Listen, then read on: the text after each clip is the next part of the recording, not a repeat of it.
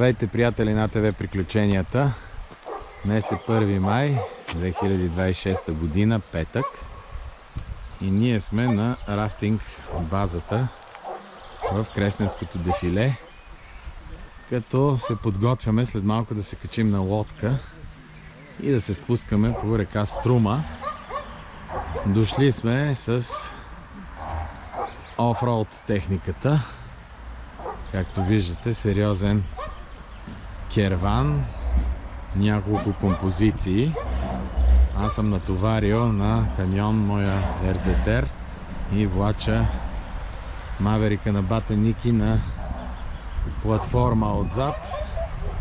Това е BMW-то на Цецо, който дърпа гризлито на платформа, и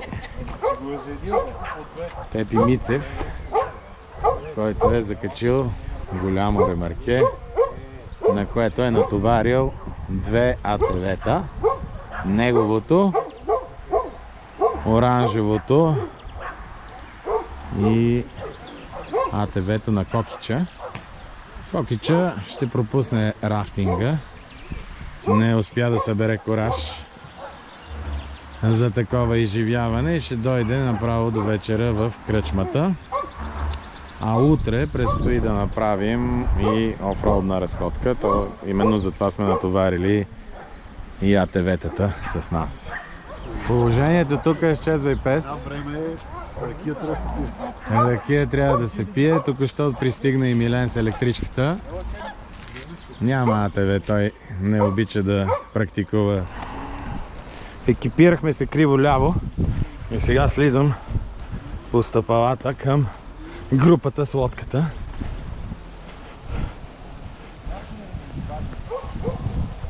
Първо ще топне малко навътре, за да може жилетката да заработи и после да я изстреляме. Не е сложно, коленете се подпират. Хоп. Тече инструктаж. Хайде да ги задминем. Назад, гледате пред вас. Обаче, Ники, давай газ. Дай газ. Напред. Тия защо се въртат, бе? По-леко. По-леко, бе. Не може по-леко.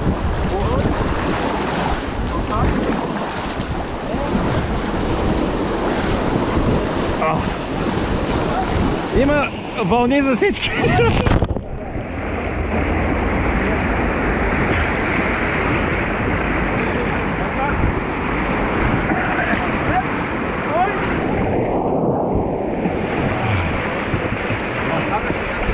А защо никой не пада от тялата? Напред! Стоп!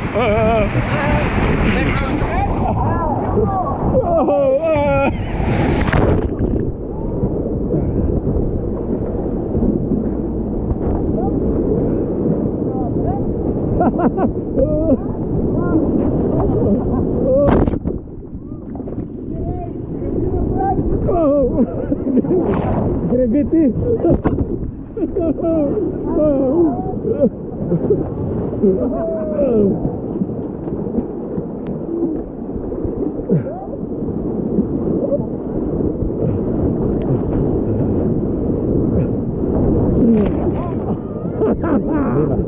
Тук ме.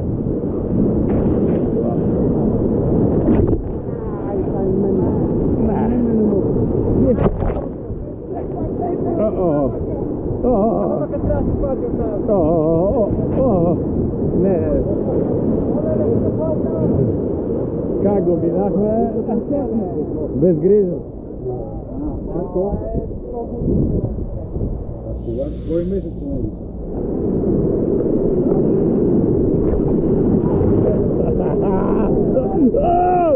Назад!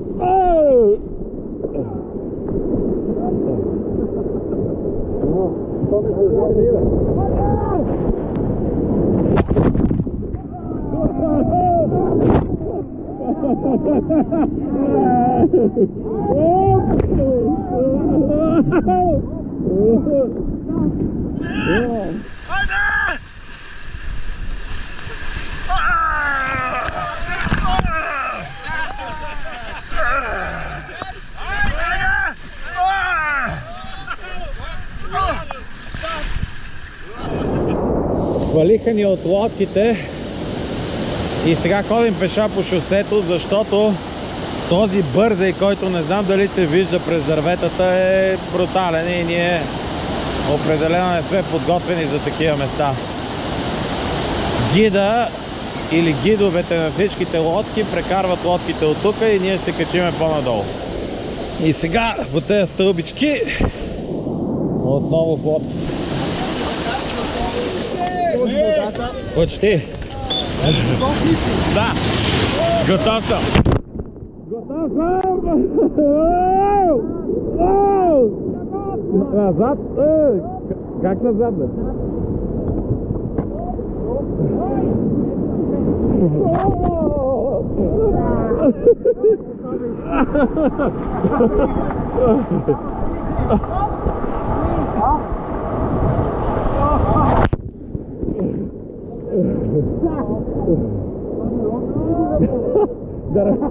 Някой отсече дървото в глава.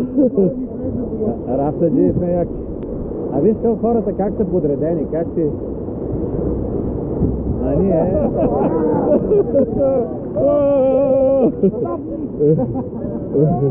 Стоп!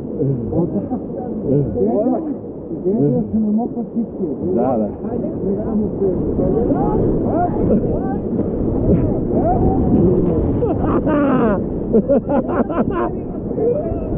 Гледай са!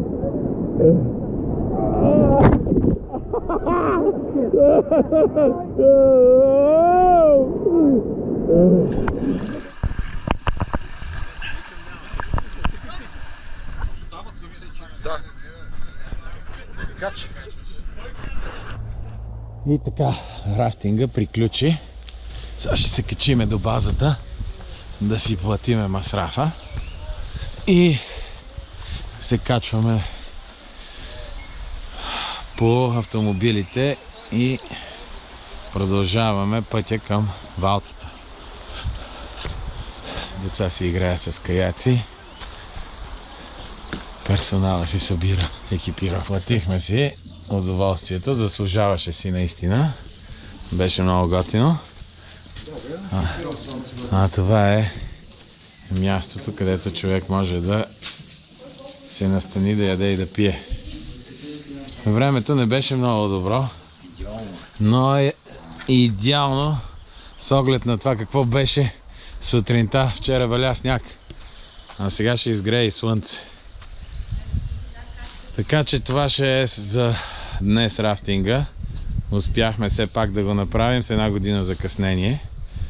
Ваучера, който бяхме купили или подарили по-скоро на бате Ники, го използвахме, надявам се, днес. Добре, използвали сме го. Идеята е добра. Да, идеята е добра и реализацията също.